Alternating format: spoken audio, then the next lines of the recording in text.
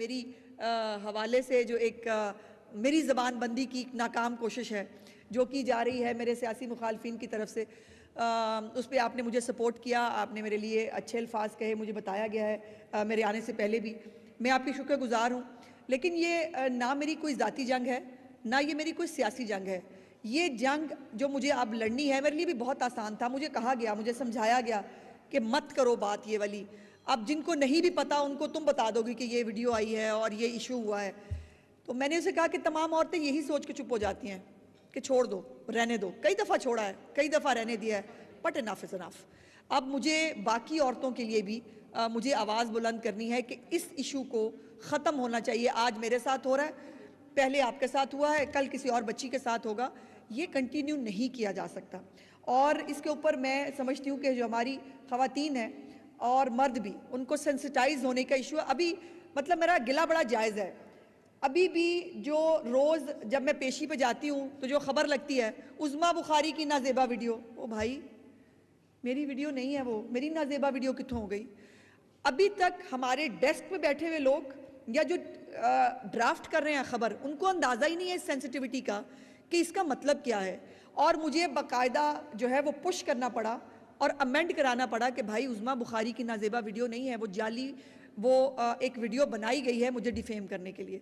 और यही होता है। मैंने कल भी कहा, मैंने जज साहिबा से भी कहा कि जी ये जो मैंने इतनी हिम्मत कर ली है कि मैं आके चौक चौराहे में अपनी इज्जत लेके खड़ी हो गई हूँ कि जी मुझे इंसाफ चाहिए। वो सिर्फ मुझे इंसाफ नहीं चाहिए, वो तमाम औरतों के लिए इंसाफ मांगने के लिए आई हूँ।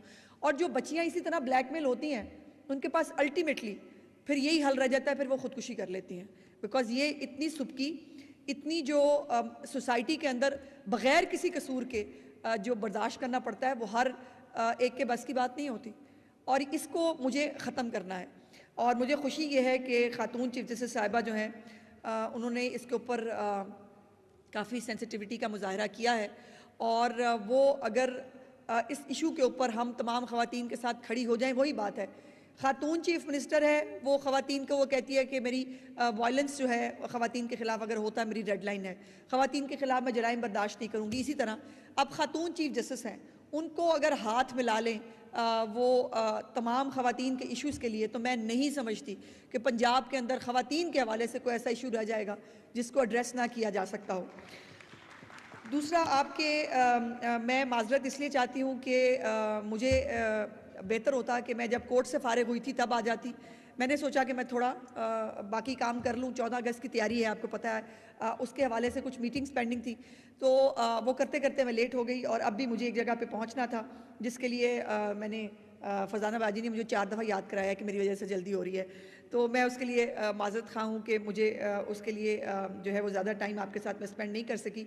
जो आपकी मुतालबात हैं तमाम जस्टिफाइड हैं, लेकिन पहला सवाल यह है कि ख़वातीन को प्रेस क्लब का मेंबर क्यों नहीं बनाया जाता, और इसके ऊपर क्या जो है वो इनके रूल्स हैं या क्या प्रॉब्लम है। ये मैं ज़रूर आज जो है वो ये चेक करेंगे कि प्रेस क्लब में जो मेंबर ख़वातीन हैं उनकी तादाद जो है वो कम क्यों है, या उनको जल्दी मेंबरशिप क्यों नहीं मिलती। पहला तो ये सवाल है, क्योंकि मेंबरशिप जो है वो मिलेगी तो ही तमाम चीज़ों के ऊपर। देखिए मेरे पास कोई अथॉरिटी नहीं है कि मैं बैठ के डिक्लेयर करूं कि ये जो है ये साफ़ी है या ये साफ़ी नहीं है।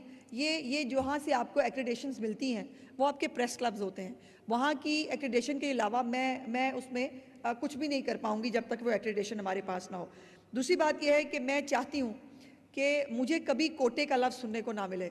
मैं चाहती हूँ कि मुझे कभी ये सुनने को ना मिले कि हमें ख़वातीन को फ्री की फेवर दे दें। ये मेरी ख्वाहिश है और इंशाअल्लाह ताला हम इस तरफ जाएंगे।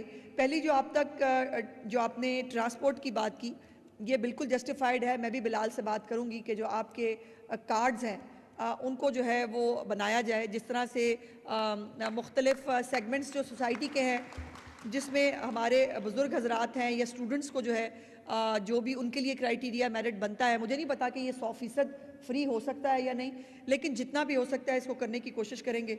दूसरा स्कूटी के हवाले से, स्कूटी अभी जो है वो जो हमारी बच्चियां हैं जो तालीम हासिल कर रही हैं, ये स्कीम उनके लिए आई है, लेकिन ये पहली स्कीम है, आखिरी नहीं है। और इसको हम यकीनन चीफ मिनिस्टर साहिबा से इसको टेकअप करेंगे और ख़ास तौर पर जितना ज़्यादा इसका फीडबैक आ रहा है इस स्कूटीज़ का, वो अनप्रेसिडेंटेड है। मुझे बहुत खुशी होती थी, मुझे बहुत ना वो होता था जब मैं इंडिया में देखती थी, अच्छी खासी एजड ख़वातीन भी स्कूटी पे ट्रैवल कर रही होती थी, बच्चियाँ भी कर रही होती थी। तो मैं कहती थी हमारे मुल्क में ऐसा क्यों नहीं हो सकता, हमारे मुल्क में कोई औरत स्कूटी क्यों नहीं चला सकती।